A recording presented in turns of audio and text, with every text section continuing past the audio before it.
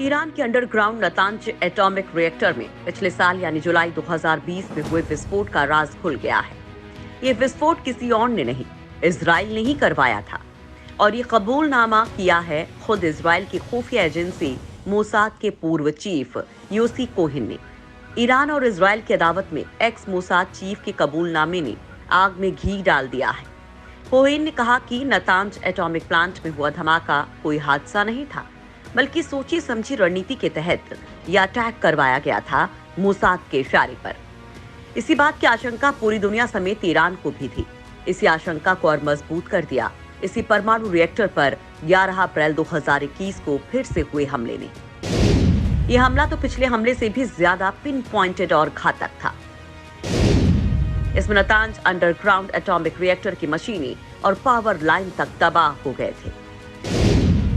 12 अप्रैल 2021 को तो खुले तौर पर ईरान के विदेश मंत्री जवाद जरीफ ने ऐलान कर दिया था कि उनका देश नतांज भूमिगत परमाणु संयंत्र पर हुए हमले का बदला लेगा।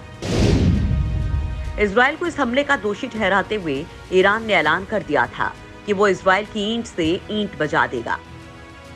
ऐसे में मोसाद के पूर्व चीफ योसी कोहिन के कबूलनामे ने ईरान की बात पर मुहर लगा दी है। और तो और ईरान के परमाणु प्रोग्राम को डिरेल करने के लिए ईरानी परमाणु वैज्ञानिक मोहसिन फखरीजादेह की हत्या में भी बिना कबूल किए मोसाद की भूमिका पर इनडायरेक्टली मुहर लग गई है।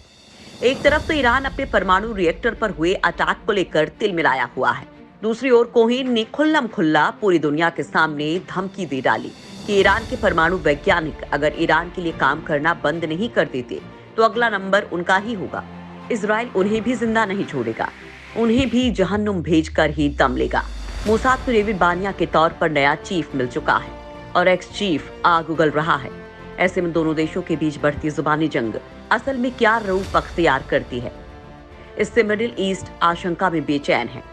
हालांकि इजरायली टीवी चैनल को दिए इंटरव्यू में कोहिन ने सीधे सीधे इन हमलों की जिम्मेदारी नहीं ली, लेकिन जब उनसे पूछा गया कि अगर उन्हें नतांज परमाणु संयंत्र में जाने का मौका मिले तो वो कहां जाएंगे, तो कोहिन ने जवाब दिया वो बेहद चौंकाने वाला था। उन्होंने कहा कि वो एटॉमिक रिएक्टर के सेलार में जाएंगे जहां सेंट्रीफ्यूज घुमा करता था। योसी कोहिन ने कहा लेकिन वो जगह अब वैसी नहीं दिखती जैसी पहले थी। यानी कोहिन के पास नतांज परमाणु संयंत्र पर हमले के पहले की भी जानकारी, फोटोज और तमाम मैप्स रहे होंगे, क्योंकि बिना इन जानकारियों के कोहिन का ये जवाब मुमकिन ही नहीं था। दरअसल मोसाद ईरान के परमाणु कार्यक्रम के हमेशा से खिलाफ रहा है। ईरान और तमाम मुस्लिम मुल्कों की इजराइल से अदावत भी कोई नई बात नहीं है। यही कारण है कि इजराइल नहीं चाहता कि उसके दुश्मनों के हाथ में परमाणु ताकत आ जाए, वरना उसके दुश्मन उस पर परमाणु हमला भी कर सकते हैं। इसलिए इजराइल ईरान के साथ अमेरिका, ब्रिटेन, फ्रांस और रूस समेत कई देशों के परमाणु समझौते पर मंथन को डीरेल करना चाहता है। दरअसल ईरान ने 2015 में एक समझौते के तहत अमेरिका और अन्य देशों से ये करार किया था कि परमाणु संयंत्रों का उपयोग सिर्फ अपनी ऊर्जा जरूरतों को पूरा करने के लिए, यानी देश में बिजली उत्पादन के लिए वो करेगा। वो इन एटॉमिक रिएक्टर्स का उपयोग परमाणु बम बनाने के लिए नहीं करेगा। इसी शर्त पर उसे IR-1 सेंट्रीफ्यूज को चलाने जाने की मंजूरी दी गई थी। इस सेंट्रीफ्यूज से केवल 3.7% तक शुद्ध यूरेनियम बनाया जा सकता है, जो सिर्फ बिजली पैदा करने के काम आ सकता है, बम बनाने के नहीं। परमाणु बम बनाने के लिए 90% या उससे ज्यादा शुद्ध यूरेनियम की जरूरत होती है। सेंट्रीफ्यूजेस से यूरेनियम हेक्साफ्लोराइड गैस के गुजारने से संवर्धित यूरेनियम बनता है। ऐसा करने पर नाभिकीय विखंडन के लायक सबसे जरूरी यूरेनियम के आइसोटोप U-235 मिलते हैं। मिडिल ईस्ट में बढ़ती प्रतिस्पर्धा और इजराइल से ईरान की अदावत के कारण ईरान ने चोरी छिपे परमाणु बम हथियार बनाने का काम शुरू कर दिया था, जिसके बाद उस पर अमेरिका ने समझौता तोड़ने के कारण आर्थिक प्रतिबंध लगा दिए थे। लेकिन ईरान फिर भी अपने परमाणु कार्यक्रमों से पीछे नहीं हटा। ईरान की मांग है कि वो हाई क्वालिटी के यूरेनियम की प्रोसेसिंग तभी बंद करेगा जब उस पर लगे आर्थिक प्रतिबंध खत्म कर दिए जाएंगे। जबकि अमेरिका ने ईरान को दो टूक कह दिया कि पहले वो अपने परमाणु कार्यक्रम को रोके, फिर बात आगे बढ़ेगी। ईरान के अपने परमाणु कार्यक्रम जारी रखने के खिलाफ इजराइल ने नतांज अंडरग्राउंड परमाणु रिएक्टर पर हमले करा दिए। ईरान का दावा है कि इस हमले में उसके सबसे कम क्षमता वाले IR-1 सेंट्रीफ्यूज ही बर्बाद हुआ। ईरान इन्हें जल्द ही अपग्रेड करने का ऐलान कर चुका है ताकि वो तेजी से शुद्ध यूरेनियम बना सके। और अपने परमाणु कार्यक्रमों को रफ्तार दे सके। अगर ऐसा हुआ तो फिर ईरान और इजराइल के बीच घमासान होना तय मानिए।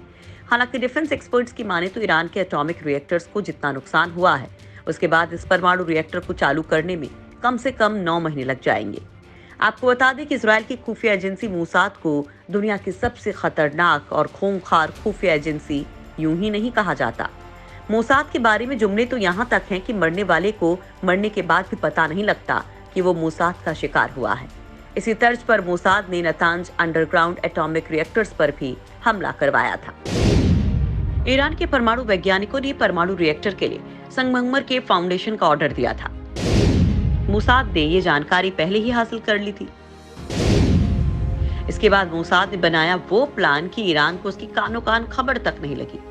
मूसाद के एजेंट्स ने रिएक्टर के लिए मंगाए गए संगमरमर के फाउंडेशन स्टोन्स में एक्सप्लोसिव फिट करवा दिए। ईरान को इसकी भनक तक नहीं लगी।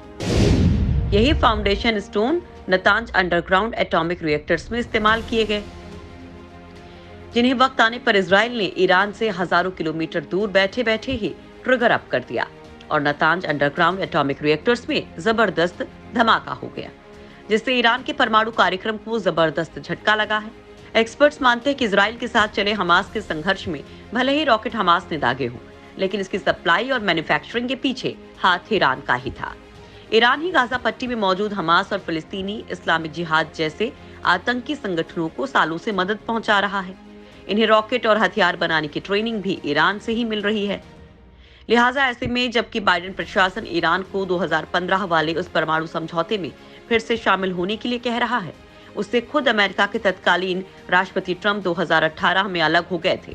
अमेरिकी राष्ट्रपति बाइडेन को अमेरिका के करीब 44 रिपब्लिकन सीनेटर्स ने इजराइल के दुश्मनों की ताकत बढ़ाने वाले कदमों से अमेरिका को बचने की सलाह दी है, क्योंकि ईरान के साथ 2018 में अमेरिकी डील निरस्त होने के बाद ईरान ने तमाम आर्थिक पाबंदियों के बावजूद यूरेनियम संवर्धन की रफ्तार तेज कर दी थी, जिससे पूरी दुनिया चिंता में थी।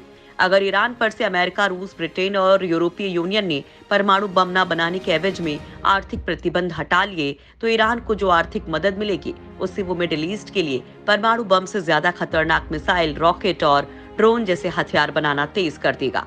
ऐसे में आशंका जताई जा रही है कि अगर ईरान ने अमेरिकी डील से फायदा उठाकर अपनी जंगी ताकत बढ़ाई तो उसका खामियाजा पूरा मिडिल ईस्ट भुगतेगा।